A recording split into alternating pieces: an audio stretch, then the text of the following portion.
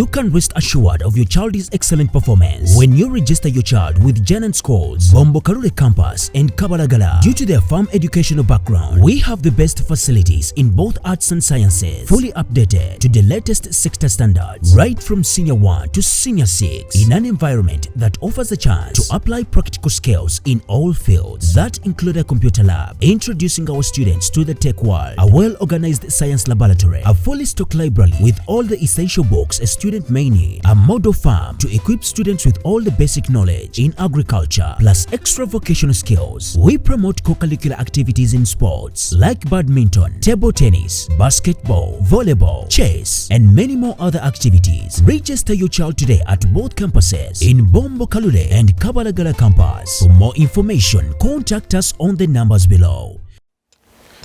Alhamdulillah, wassalatu wassalam ala rasulillahi sallallahu alayhi wa sallam.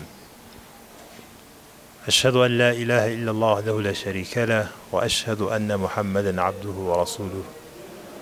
Qala ta'ala, a'udhu billahi minash shaitanir rajim. Ya ayyuhalladhina amanu kutiba alaykumus siyamu kama kutiba alal ladhina min qablikum la'allakum tattaqun. Ayyaman ma'dudat. Amatendo ga Allah tabaraka ta'ala oyo yesigamirwako ensonga yonna yonna gyoba yeetaaze Allah agikumalira. Sayida kumbaka Muhammad sallallahu alayhi wasallam oyo yatujja endiini ey'obusiraamu n'atulungamya ebituufu n'atulaga n'ebikyamu bye tulina okwewala tumusinkane nga Allah musiimu gye tuli. Nkakasa nti wali asinzibwa mu butuufu okuggyako Allahu tabaraka ta'ala n'omubaka Muhammad muddu we era mutume we yamutuma. Allah atugamba mu kitabo kye ekitukuvu Qur'an aya nga bwe bujulizi obulaga obw'etteeka bwa Ramadan. Yakoola abakkiriza n'atugamba abange mmwe abakkiriza mulaalikibwako okusiiba nga bwe kwalaalikibwa kwabo abaabakulembera. Naye okusiiba okwo nnaku mbale bubazi. Ennaku embale obubazi kitegeeza 3:29 ogutambulira wakati awo 3:29.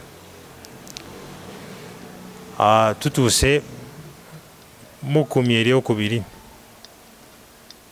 Allahu tabaraka ta'ala tumwebaza kyatusobosezza okubeera nti tusiiba, ibada zatusobosezza okubeera nti tukola ng'okuyimirirako ekiro, okusoma Qur'an, ebintu bikulu nnyo. Mpozi tukyalina okusomozebwa kwa maanyi nnyo mu nsiiba yaffe. Abamu mu basiraamu tulemereddwa okubeera nti twekuuma ebyo ebiyinza okubeera nti bituttira okusiiba kwaffe.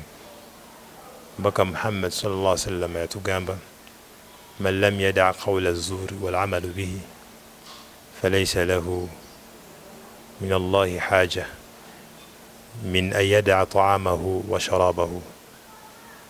Oyo atasobola kubeera nti aleka bigambo bitalina munsa, bigambo bya konjera, bigambo bya buwemu, bigambo bitali mu mpeera kumala biseera, wal amala bihi, nobeera nti tosobola kuleka kukolera ku bigambo bitali bituufu, Allah takuyinako bwetaavu kubeera nti weerekereza mmereyo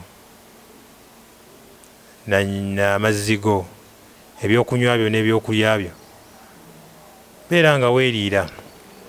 Olw'ensonga nti ebintu ebitta okusiiba kwaffe abamu bayinza obitwalira ku kyokulya n'ekyokunywa kyokka.